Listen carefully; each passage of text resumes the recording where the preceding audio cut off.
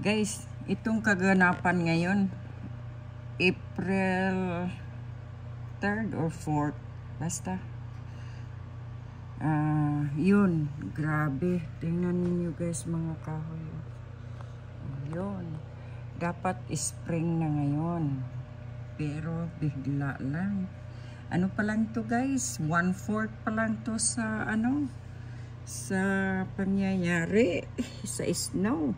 Dapat it's time na kami magtanim ng mga bulaklak or ano pa sa labas. Paano kami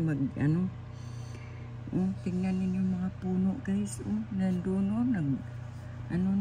ano pa lang to. Hindi pa to nangakalahati guys kasi nagsimula pa to kaninang madaling umaga. Tingnan ninyo yung kable guys. Yun ang kaganapan. Walang mga sasakyan nagdaan. Iyon, isa lang. Kanina pa ako dito, isa lang ang nagdaan. So, delikado talaga. Yun guys, si Mother Nature.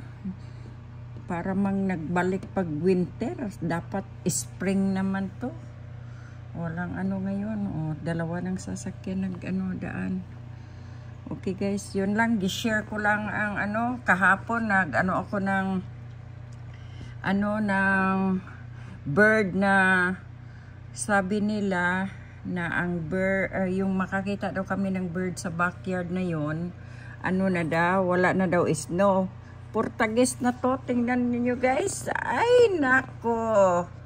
Tapos may chance pa na mag-blackout ngayon. Ay nako.